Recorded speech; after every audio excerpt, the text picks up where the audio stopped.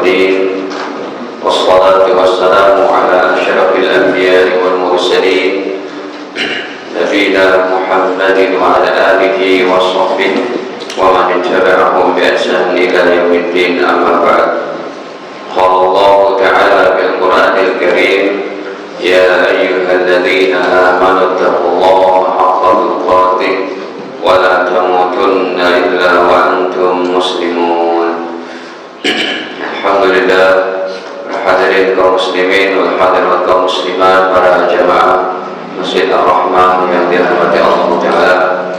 Sebelumnya puji dan syukur senantiasa kita panjatkan kepada Allah Ta'ala atas segala limpahan nikmatnya kepada kita, terutama sekali nikmat iman, Islam, sehat, afiat.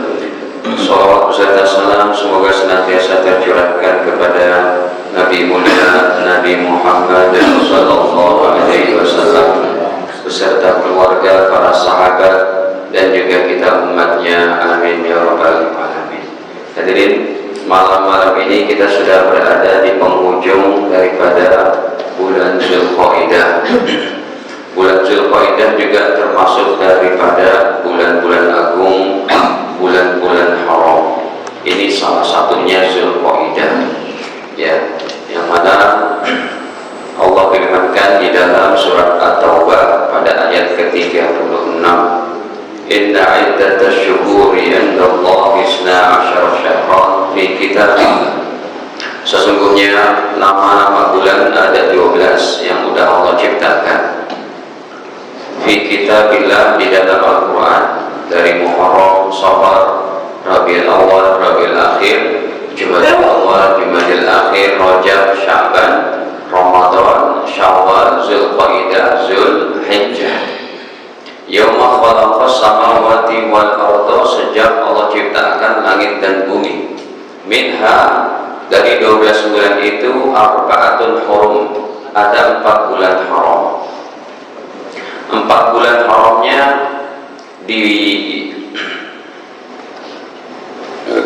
bulan haramnya disabdakan oleh Nabi di dalam hadis riwayat Imam Bukhari pada 3025. Nabi bersabda bahwa minha arba'atun hurum, 4 dari bulan haramnya itu adalah sanasatun mutawaliyah, 3 bulannya berturut-turut, ya. Zulqa'dah yang pertama tuh Zulqa'dah. Sekarang udah tanggal berapa Zulqa'dah? Malam ke-26 kurang lebih, atau 27, ya. Ini Zulqa'dah, kemudian Zulhijjah, kemudian Muharram, Rajab, dan yang keempat Rajab. Rajab udah lewat 3 bulan, 4 bulan yang lalu. Sekarang ini kita pada malam 26 atau 27 Zulqa'dah, berarti sudah pada penghujung bulan Zulqa'dah. Di bulan haram itu, bulan suci, ya. Baik, amalannya di bulan Zulqa'dah secara umum saja meningkatkan amal soleh, sholat, tahajud, sholat sunnah, zikir, tahlil, baca sholawat, terus sampai.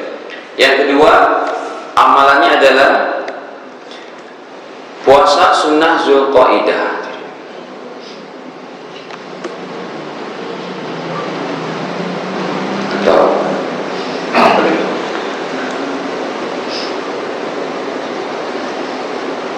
Puasa sunnah Zulqa'dah. Ini yang ketiga, bila sudah atau gini saja. Jadi saya tulis ulang aja. Yang kedua itu yaitu bila sudah masuk 10 malam pertama, ya, amalan bulan haramnya ini, ya, 10 hari pertama Zulhijjah, ya, amal soleh di dalamnya lebih afdal dari jihad dan menyaingi 10 pertama Zulhijjah, menyaingi 10 akhir Ramadan.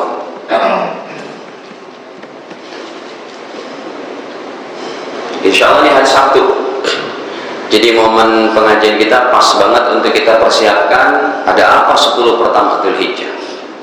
Hadirin, untuk 10 akhir Ramadan itu tidak ada dalam Al-Quran. 10 akhir Ramadan Allah firmankan tidak ada dalam Al-Quran.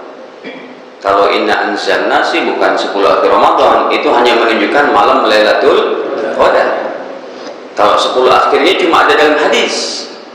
Tetapi 10 pertama Dzulhijjah Allah firmankan dalam Al-Quran. Dalam juz Amma surat Al-Fajr, ya, wal fajr walayalin 'ashr wasyaf'i wal watr wal laili idza yasr wal fajri, demi waktu fajar, walayalin 'ashr, dan demi 10 malam pertama Dzulhijjah. Lihat, jadi kita akan kedapatan malam ini yang hebat sekali, 10 pertamanya itu. Nah, hadirin, kita lanjut. Dan amal soleh yang dikerjakan pada 10 pertama Dzulhijjah lebih afdal dari jihad, asal dia tidak mati syahid. Kalau mati syahid tetap lebih tinggi. Coba kita buka lagi hadisnya. Riwayat masih Al-Imam Bukhari, nomornya pada 900 sekian 26. Ya, baginda Nabi bersabda, kata Nabi, mal amal fi ayyamil 'ashr afdal min al amal fi hadhihi. Tidak ada amal soleh yang lebih hebat yang dikerjakan melebihi pada 10 pertama Dzulhijjah.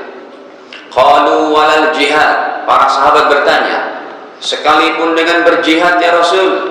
Qala, Nabi menjawab, walal jihad, sekalipun dengan berjihad, berperang di jalan Allah, illa rajulun kharaja yuqatil bi nafsi wa malih, kecuali orangnya itu berjihad dengan diri dan hartanya, falam yarji' bi syai'in, sampai mati syahid. Kalau itu enggak ada yang ngalahin, itu lebih afdal. Tapi kalau si mujahid pulang lagi ke anak istri, ke rumah, ke kampung halamannya, maka amal soleh per 10 pertama Dzulhijjah lebih hebat. Tahajudnya, puasa sunnahnya, zikirnya, sedekahnya.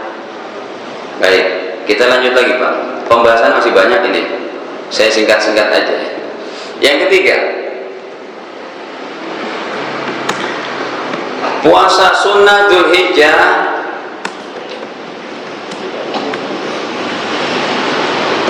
puasa sunnah sejak tanggal 1 Zulhijjah sampai 9. Tuh, Rasulullah puasanya dari tanggal 1 Pak.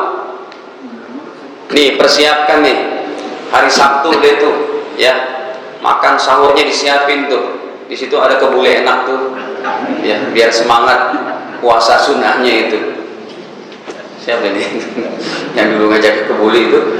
Ya, siapin itu kebuli kambing kayak biar kuat, biar ada semangat itu hari Sabtunya. Kenapa? 1 Dzulhijjah, sunnah Nabi. Apakah Rasul menjalankannya Ustaz? Menjalankannya. Coba kita buka dulu nih, puasa sunnah sejak tanggal 1 sampai 9 Dzulhijjah.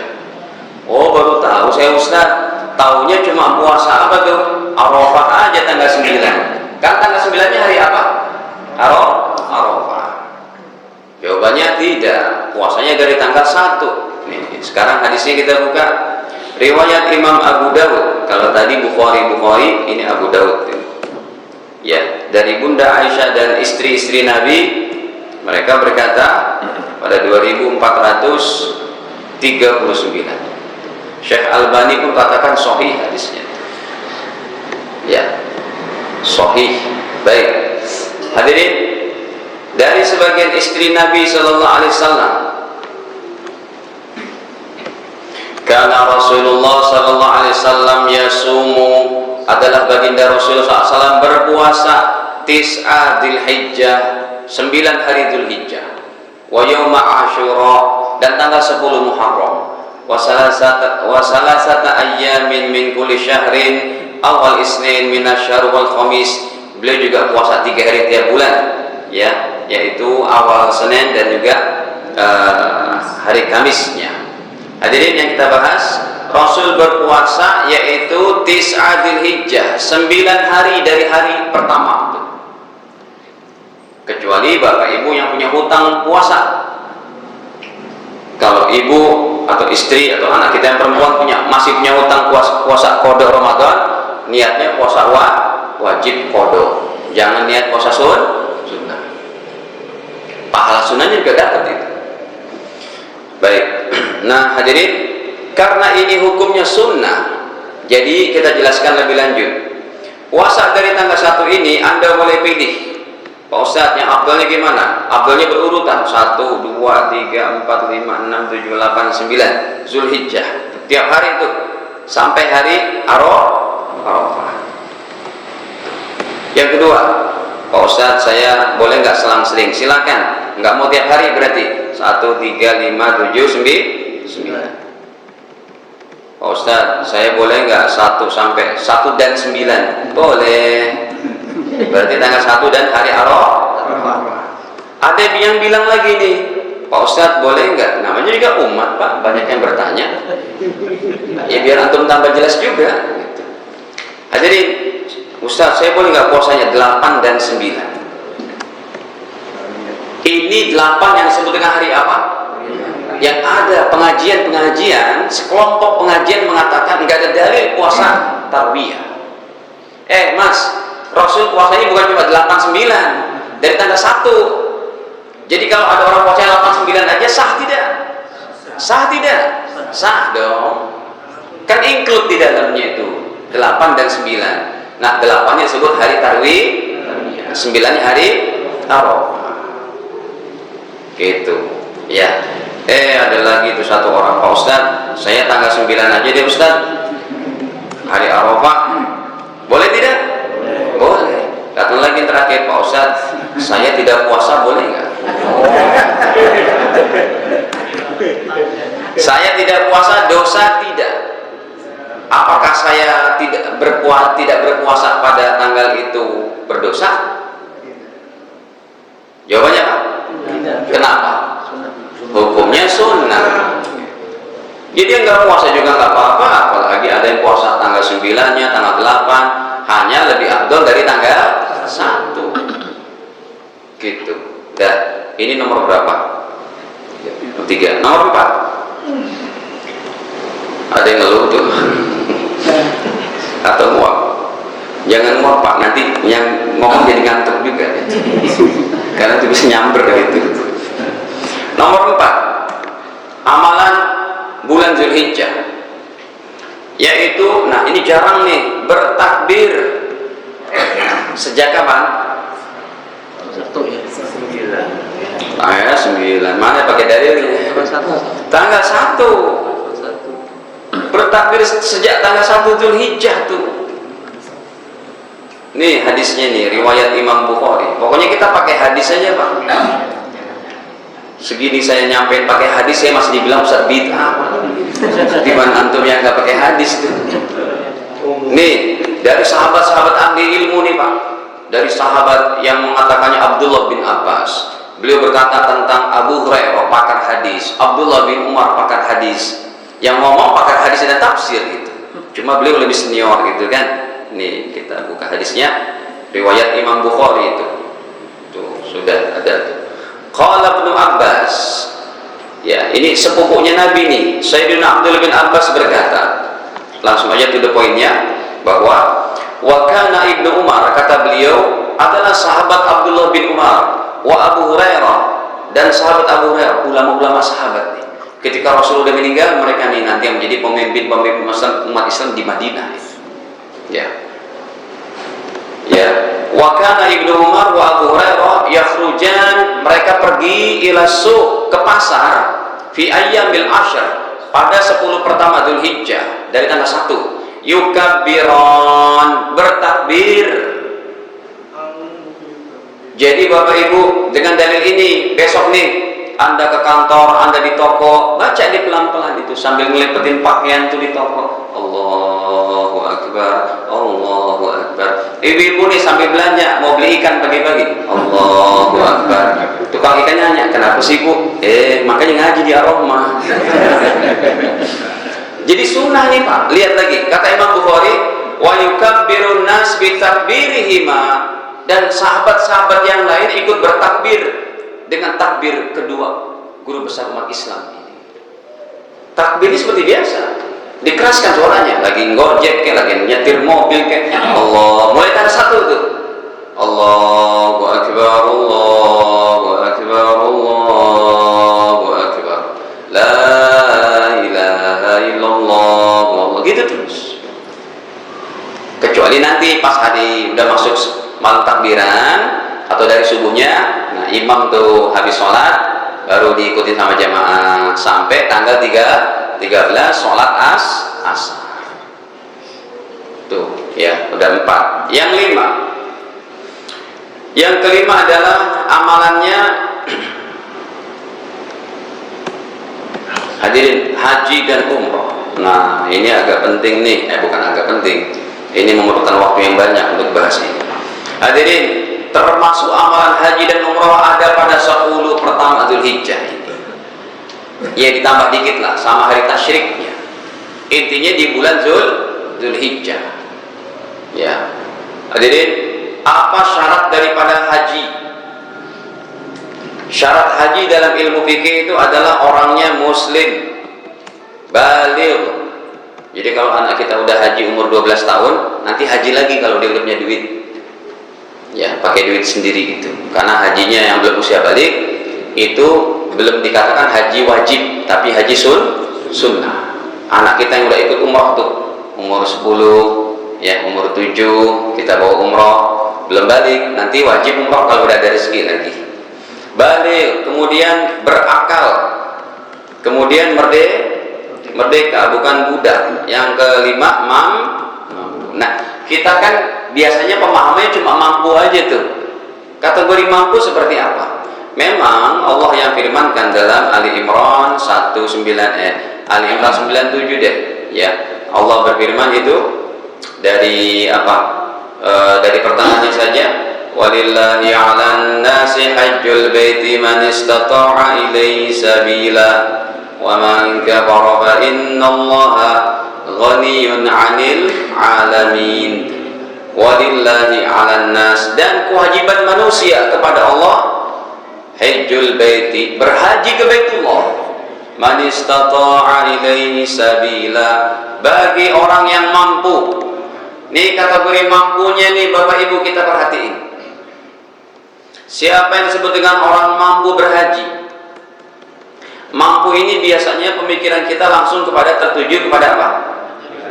Fulus, pada harta, kepada finansial. Kategori mampu, Pak, ada jamaah kita kategori mampu yang paling gampang tuh, contohnya rumah udah ada, ya, dia sudah bisa memberikan fasilitas kepada anak istrinya, sandang, pangan, dan papan. Baik, sekarang papannya udah ada tuh rumah. Kemarin dia mau beli mobil 600 juta Zendik yang hybrid. Ini biar jelas contohnya. Ustaz tahu harganya, tahu lah. Ya, bilang, Pak, Bapak mau beli mobil ini? Iya Pak Ustaz. Emang kenapa Ustaz? Ingat Pak, harta kita, waktu kita, diri kita semua milik Allah. Semua ini amanah Allah. Waktu, diri, dan harta semua harus habis dalam rangka mencari ridho Allah. Berapa banyak orang yang waktunya habis sia-sia hanya untuk maksiat dan dosa. Berapa banyak orang sampai usia tua menumpuk cuma dosa dan dosa. Berapa banyak orang yang punya harta, makin kencang hartanya, makin banyak duitnya, makin kuat dosanya juga. Ya, dia buat klub lagi di Makassar tuh. Ini tutup hari ini. Betul. Tahu aja Ustaz. Tahu lah. Betul, ditutup tuh. Bagus. Ya, namanya bukan hak tapi gue. Ya, gue. Antum orang Makassar nggak itu ya? Nggak update, oke lah. Ustadz banyak spy-nya, dia banyak spionnya. Rumah 600 juta. Saya bilang, Pak, kantor Bapak di mana emang? Di Sudirman, Ustaz. Rumah di mana? Sunter.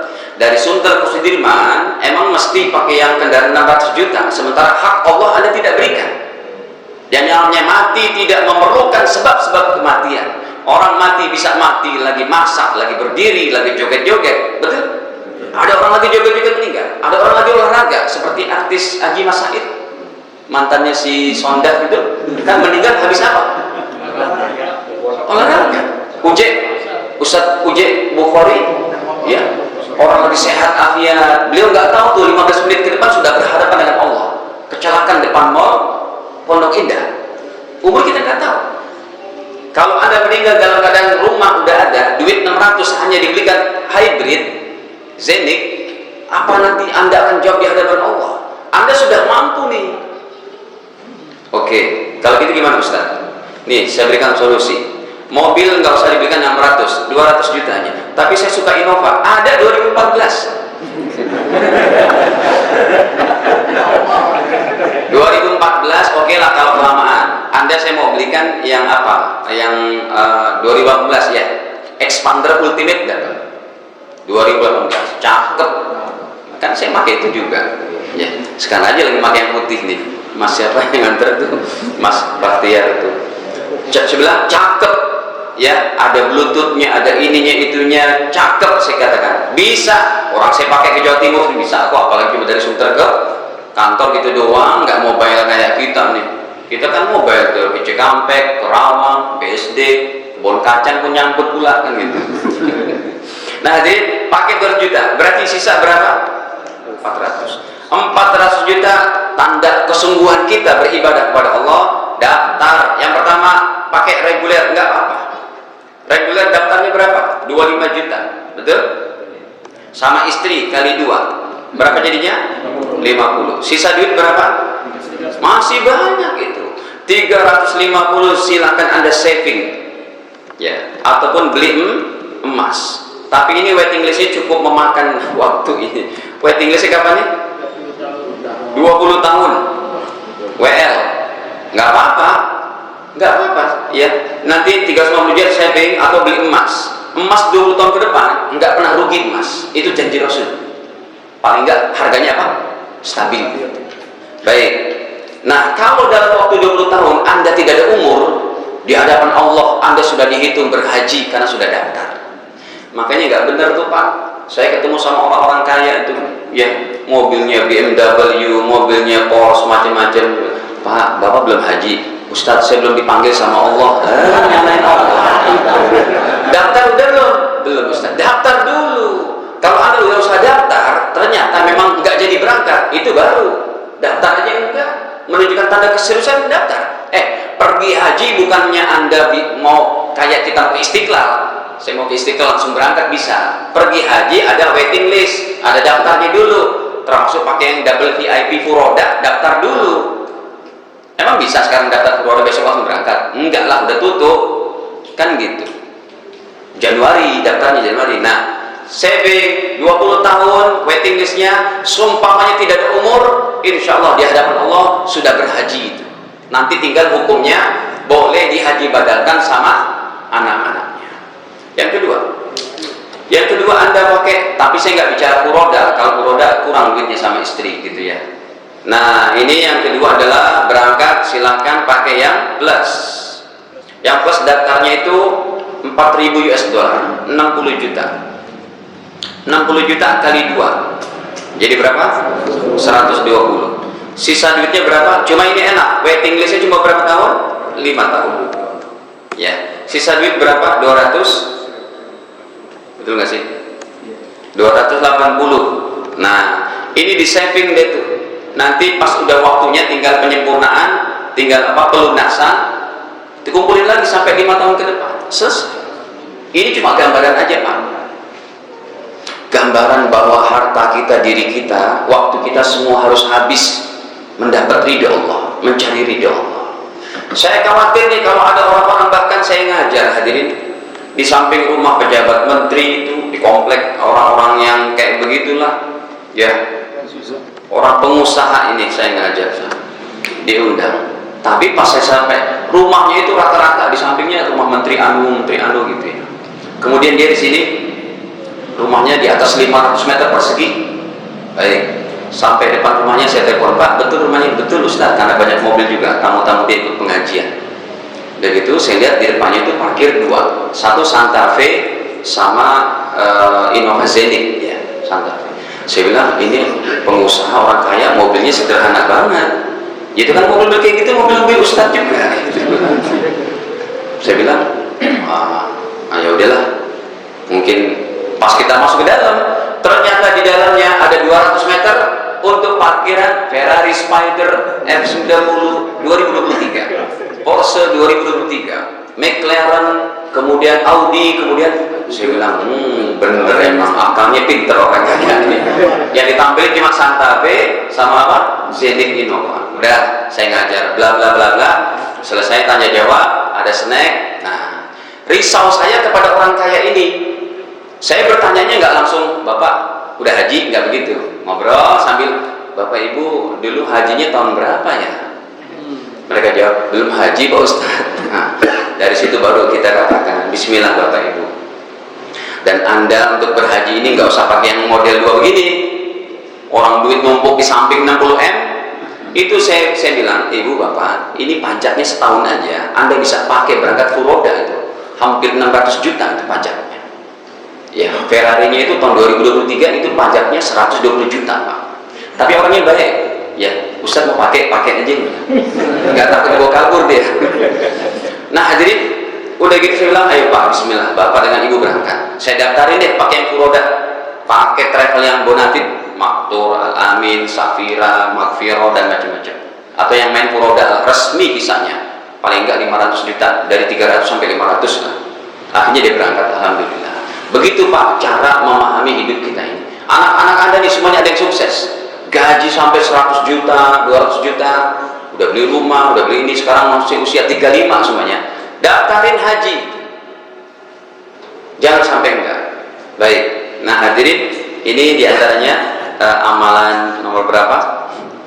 Nomor 5. Tapi begini nih, ini bagi pengusaha-pengusaha yang kaya raya, antum tahu nggak Pak? Orang yang uangnya leluasa, finansialnya leluasa, itu diminta sama Allah paling tidak umroh setiap 5 tahun. Udah tahu belum hadisnya?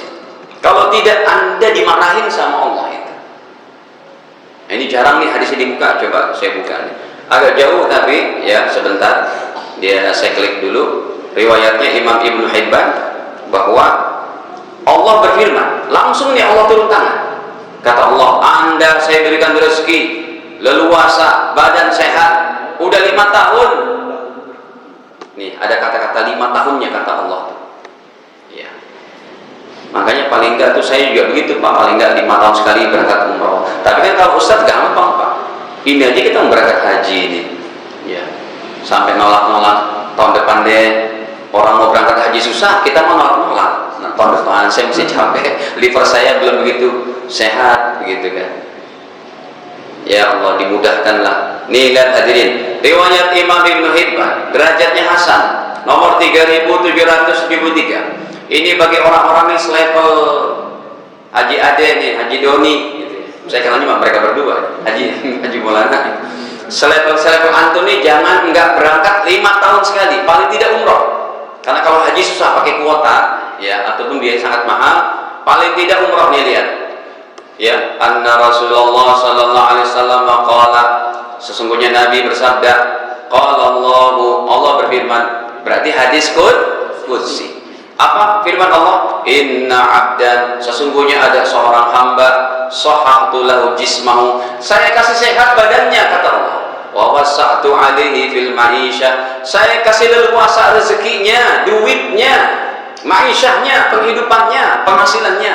Apa kata Allah? Yamdi alaihi khamsatu awam, ini udah jalan 5 tahun dari umroh yang kemarin. La yafid ilayya, dia gak datang lagi kepada aku di Mekah kata Allah, di Masjidil Haram, paling tidak untuk buat umrah. La mahrumun, sungguh Anda nih orang yang aku haramkan, aku halang-halangi mendapat kebaikan di Masjidil Haram. Berangkat setiap 5 tahun. Tapi kalau uang Anda leluasa banget Pak, Anda mau umroh tiap tahun, saya kasih dalil ada. Ya, umroh tiap tahun. Tapi kalau tiap tahun ya tentunya uangnya di ATM bukan cuma 100 juta, 200 juta lah. Uangnya miliaran, yang uang nganggurnya itu. Ya, saldonya lihat 12M. Nah itulah silahkan tiap tahun sama anak istri. Baik, ada dalilnya tuh? Ada, ya. Bisa kita tampilin. Bas, sudah segini saja. Kemudian hadirin nomor berapa? 6. Amalan bulan Zulhijjah yang lainnya nomor 6-nya adalah tadi hadisnya tentang yang udah mampu nggak berangkat haji belum saya tampilkan tuh. Nih, tampilkan dulu. Apa Ustaz ancamannya? Rumah gede, rumah bagus, mobil Fortuner, daftar haji aja enggak. Ini keterlaluan orang kayak begini. Ya. Apa yang dipikirin masalah Pak? Makanya tadi yang mau beli Zenik itu, Mas, Anda mau beli Zenik sekarang? Iya Pak Ustaz. Emang 5 tahun ke depan harganya masih 600. Berapa Pak? 300 paling. Percaya nggak? Pak Haji Fortuner tahun berapa Pak Haji? 2020. Dulu beli 600-an yang GR. Ini 5 tahun ke depan udah tinggal 400, tinggal 300. Turun, daftar dulu. Pakai mobil yang seperlunya aja itu. Tapi anak muda kemarin dia emang bilang saya mau yang style Ustaz. Saya beliin yang 2 juta. Apa Ustaz? X-Trail. Cuma agak boros dia 3000 cc. Yang 2000 sama 3000 cc bensin pula. Tapi cakep, X-Trail yang terakhir keluar itu. Yang SUV masih cakep gitu. Beli itu. Sisanya udah baru untuk berangkat. Nih, lihat dosanya nih. Kalau dia nggak berangkat juga udah mampu padahal Nabi bersabda, "Man malakaza," dan kecuali kalau dia rumahnya yang ngontrak, motornya Honda Beat, masih ngeredit pula, yaitu umroh pun nggak wajib seperti itu. Ya, ini selentingan aja ya Pak.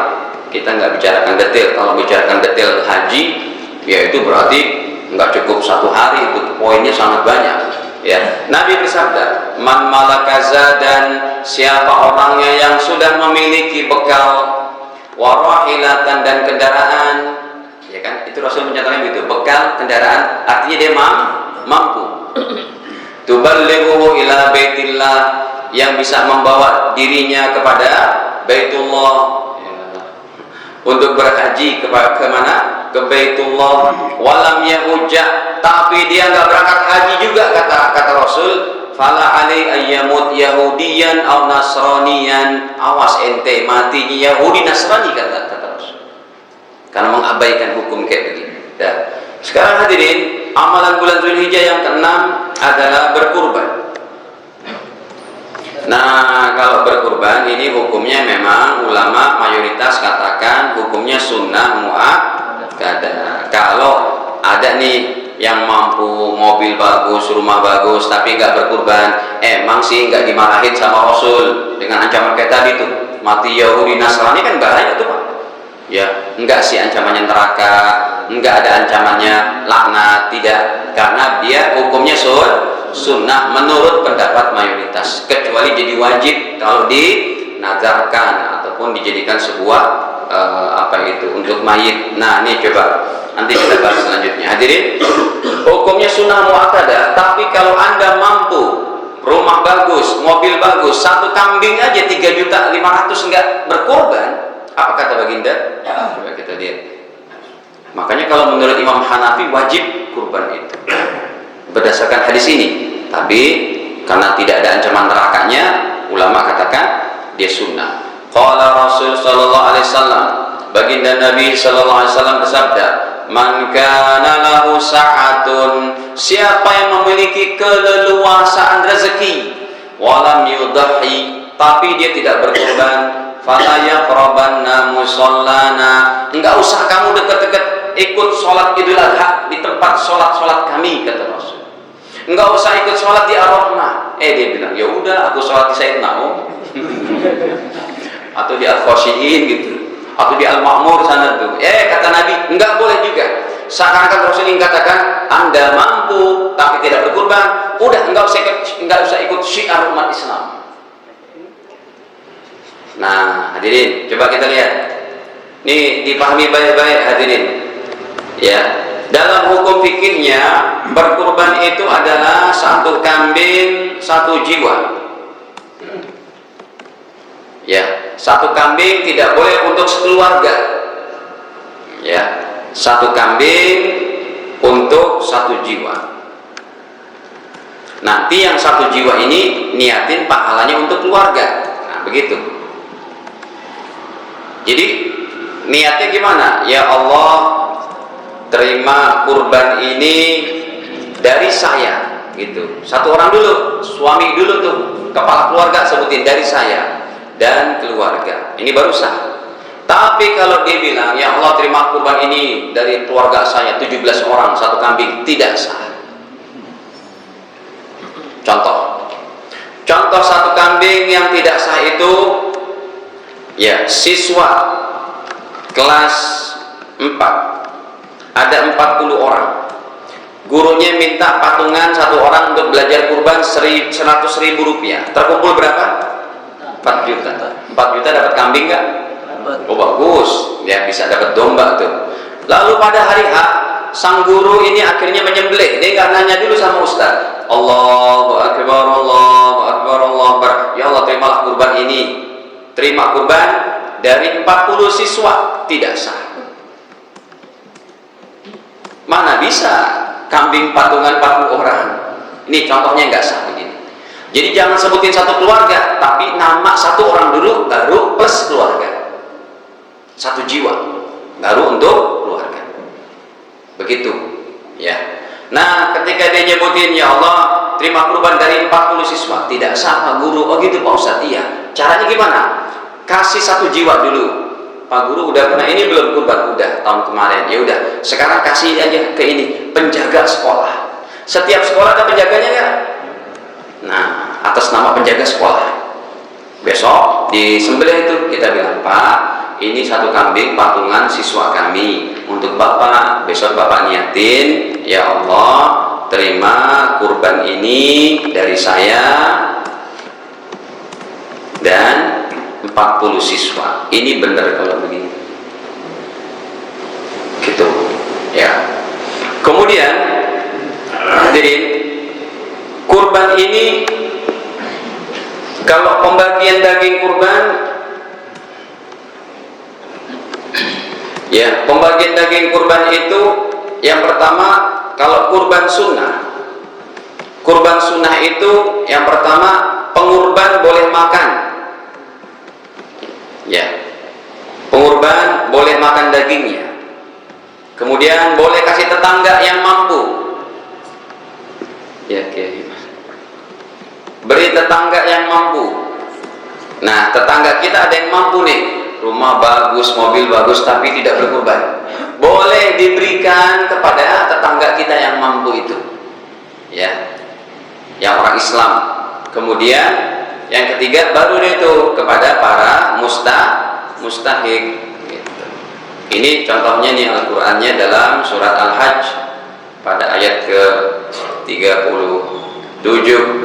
Allah berfirman, 36 deh. Wal budna ja'alnaha lakum min sya'airillah, dan hewan-hewan onta ataupun sapi ataupun kambing, hewan kurban. Di sini maksudnya onta nih.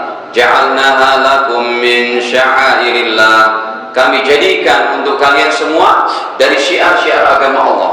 Lakum fiha khair, banyak sekali kebaikannya kata Allah. Fadhkuru smallahi 'alaiha shawaf, silakan disembelih sambil berdiri, baca nama Allah. Onta disembelih sambil berdiri. Kalau sapi, kambing direbahkan. Fa idza wajabat junubuha, apabila hewan kurbannya sudah jatuh rebah, fakulu minha, silakan kamu makan. Wa at'imul qani', boleh kasih makan orang yang tidak minta-minta, yang merasa cukup, bukan orang miskin, boleh. Wal mu'tar, terutama para peminta-minta, artinya orang yang fakir, miskin. Tetapi kalau kurbannya kurban wajib, ingat nih Pak, nomor 2 pembagian daging kurban, kurban wajib atau kurban nadar. atau kurban untuk mayit. Kurban untuk mayit mayoritas ulama katakan boleh. Mazhab Imam Syafi'i saja yang tidak boleh, harus ada syarat wasiat. Tapi kalau kita mau mengikuti murid-murid Imam Syafi'i tetap boleh, sebab ada dari jalur mazhab Imam Syafi'i yang membolehkan tanpa syarat wasiat.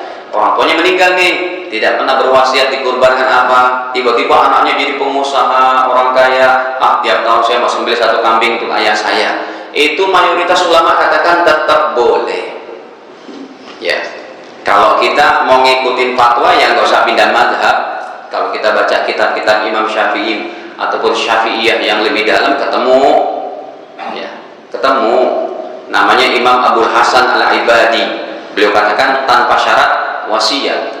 Bahkan jumhur ulama pun begitu. Nih, saya bawakan nih kitab fikih, ya, kitab fikih yang paling panjang nih, seabad-abad dunia berdiri nih Pak. Ya, panjangnya sampai 40 jilid, karya ulama Kuwait. Nih saya kasih tahu deh, sekali-kali dong buka kitab internasional. Ini lajnah ulama, beliau kan di MUI kan. Ini MUI-nya Kuwait. Mereka menghasilkan kitab fikih yang paling panjang itu sejagat-jagat dunia berdiri, 40 jilid. Kitab fikih doang itu dikerjakan dalam waktu hampir 40 tahun. Ini kitabnya. Cuma di sini saya cuma 1-39, kurang satu jilid itu. Al-Mawsu'ah Al-Fiqhiyah Al-Kuwaitiyah. Ini jangan salah baca, Kuwaitiyah nanti. Kuwaitiyah itu. Kuwaitiyah artinya Kuwait. Ya. Jadi ini lajnah ulama Kuwait. Kalau MUI ada karyanya. Oke. Karya dari majelis ulama kita itu. Ada karya tulisnya itu yang kayak begini itu. Kita fatwa. Kita ada paling fatwa doang ya. Ini komplit masalah fikih dari Toharo terus sampai berjihad. Ya, ulama Kuwait ini Masya Allah. Ya, jazakumullahu anna. Nah, ini kita buka lihat. Beliau jelaskan di sini nih. Saya lagi jelasin gini, ada yang bilang, Ustaz, gak boleh tuh kurban untuk mayit tanpa wasiat. Terus antum belajar kitab apa emang udah? Nih kitabnya, baru 1 kitab. Ini udah baca belum yang ini? Belum, makanya ngaji dulu. Ya baca dulu. Nih lihat, jelas bahasa Arabnya gampang, nggak susah-susah. Ya hadirin, coba kita lihat. What at-tadhiyah 'anil mayyit, berkurban atas nama mayit. 1 kambing untuk almarhum, 1 kambing untuk almarhumah. Ya, kata beliau, amma idza lam yusi, adapun apabila tidak ada wasiat dari mayit nggak pernah wasiat itu. Fa arada al-waris, cuma anak-anaknya itu pewarisnya punya inisiatif. Ya, au ghairuhu ataupun keluarganya yang lain, ayyudhiya anhu. Mayit mah nggak almarhum tidak pernah wasiat, meninggal udah. Ya, ini inisiatif dari orang yang hidup, dari anak-anaknya. Min mali nafsih, dari dirinya sendiri. Fadhahabal Hanafiyah wal Malikiyah wal Hanabila ila jawazit tadhiyah anhu. Boleh, jawaz. 3 mazhab besar. Tapi kan ini mazhab orang lain. Berarti Anda kurang dalam lagi ngajinya. Mazhab Imam Syafi'i ada dari jalur murid-muridnya itu. Bisa kita tampilkan sekarang, tapi nggak usah ya Pak, terlalu lama. Kitabnya lebih jauh itu. Jadi gini, kalau kurban ini kurban wajib, kurban nadar atau kurban mayit, ingat, Anda yang beli hewan untuk orang tua sudah meninggal, Anda sebagai pengurban, ya, yang beli hewan itu pengurban, tidak boleh makan dagingnya sama keluarga Anda itu. Kalau untuk mayit, 1 kambing untuk almarhum. Contohnya Haji Doni yang beli ini, orang tua udah meninggal belum? Oh belum, ya udah nggak usah deh. Orang tua saya deh yang udah meninggal. Ya, saya beli 1 kambing nih Pak, saya sembelih atas nama ayah saya. Ya Allah, terimalah kambing ini atas nama ayah saya almarhum. Itu saya beli kambing nggak boleh makan sama anak istri saya. Semuanya untuk fakir miskin. Ingat, kalau ada jamaah nanti ngasih kambing ke sini atas nama mayit, nih Haji Ade nih sebagai DKM, hati-hati. Atau ketua panitia kurban siapa? Kalau dagingnya bercampur dibagi rata, yang punya rumah juga dapat makan daging yang dari atas nama mayit, dosa itu jadinya. Jadi enaknya kalau antum mau berkorban atas nama mayit harus hati-hati. Enak itu kasih aja langsung ke anak yatim, ke panti asuhan, supaya kita nggak makan sama sekali. Karena tidak boleh dimakan sama orang yang mampu. Semuanya untuk fakir, miskin.